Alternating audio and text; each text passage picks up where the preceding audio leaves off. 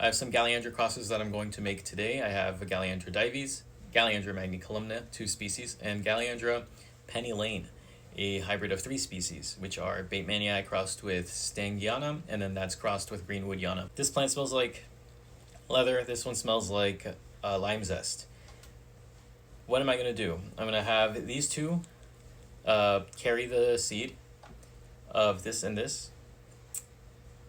I don't know what's to come of it. I don't know how Galeandra inheritance works, so I can't really speak to what could be made because hybrids of these plants, this specific genus, hasn't really been explored as much as, let's say, a Phalaenopsis or Cattleya.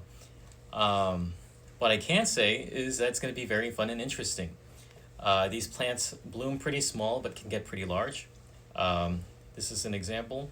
First time bloom on this Mariclone seedling. This is the second time this thing has bloomed. You can see how big the first growth was.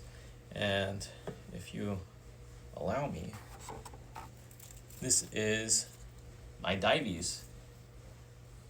And you can see that it's gotten pretty big from the first time it bloomed, which was this growth here. So I plan on just having fun with it, and then I'll probably document what I see from the resulting cross, assuming it's successful. If it's not successful, obviously, there's nothing to follow up on. But if it is, there may be some interesting things that I should probably take care of, take note of. I mean, like maybe the width of the lip.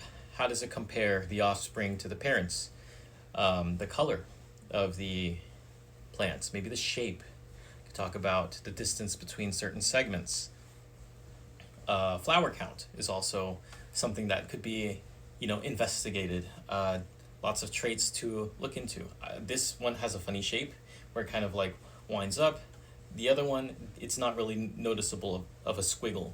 It's more straight. And this one looks like a bunch of clubs. So very, very fun things to be, to be done. And assuming I get something out of it, the results will be in maybe 3-4 years. It seems that these grow fast, so we'll know then.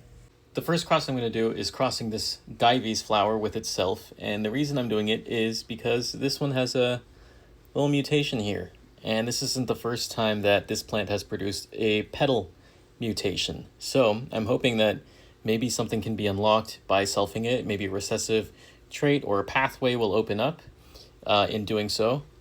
To take the pollen out of a Galeandra, it's pretty easy. You take a toothpick and you're going to have to go past and then kind of pull out. And it'll stick to the tip and this little anther cap will fall out. So we're going to go like this. I'm going to remove the anther cap and then stick it back in the same way. There we go.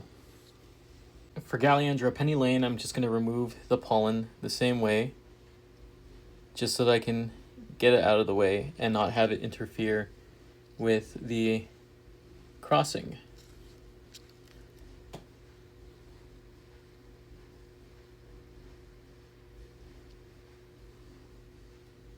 I've not yet made labels for these plants, but I'm going to be using this video as documentation. So I'm going to take first dives, pick my favorite flower, which is this one, harvest the pollen, remove the anther cap.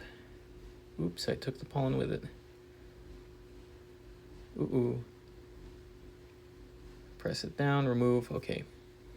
And I'm going to stick this on the right one over here.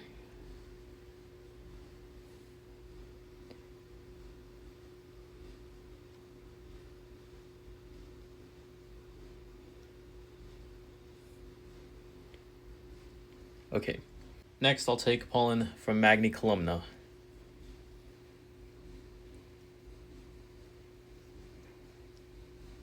Oh wow, okay. I'm gonna squeeze that onto the toothpick and remove the anther cap.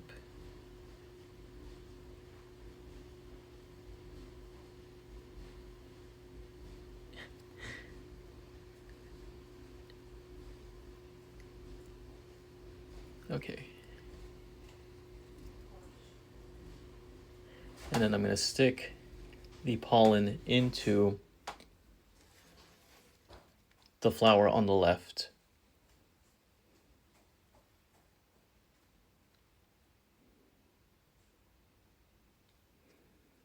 All right, we'll check back in a few months.